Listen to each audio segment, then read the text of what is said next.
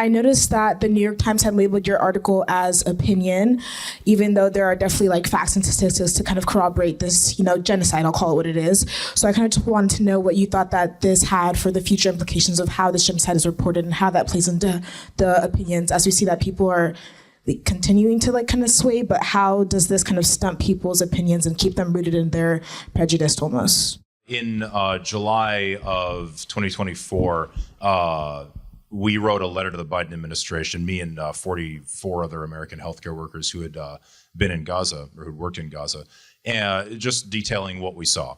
And literally the only corporate media contact I got from that letter, which I thought it went viral on Twitter, or for a letter it went viral on Twitter, and but literally one contact, that was the New York Times opinion board. It's kind of shocking to me.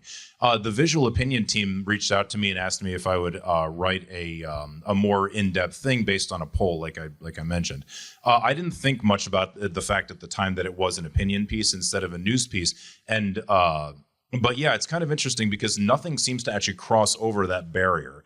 And so I kind of thought, and which I knew that, but so I kind of thought, because if you look at the piece, it's people's faces, and if you just hover over it, it gives you their name, it tells you how old they are, it tells you where they live, and obviously I have all their contact information because I did the polling, right? So I really expected to see a flood of reporters saying, I want to talk to these people, I want to talk to literally never once, zero. The fact that you, a doctor, have actual evidence, medical evidence of kids being shot in the head by Israeli snipers. And that's not on the front page of the New York Times. I mean, I mentioned the BBC earlier. The New York Times is another quote unquote liberal media institution that is deeply complicit in this genocide. And people who work there know this is true. And the evidence is undeniable. I mean, they bury, you want to talk about burying stuff in the opinion pages, even in the news pages. There was a story the other day about how exhausted Israeli soldiers are.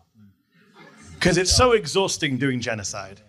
And at the end of that piece, they buried this line where the soldier they're interviewing says, yeah, at the beginning, some colleagues of mine burned down 10 houses as revenge for October the 7th, and our commanders greenlit it.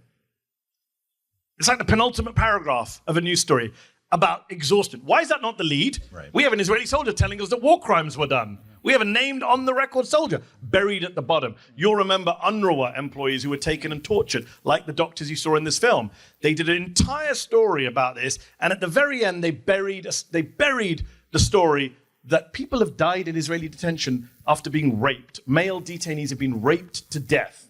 They buried this in paragraph 44 of some epic piece. So the New York Times, indirectly, as a media organization, I do believe has a lot of blood on its hands. Oh, yeah.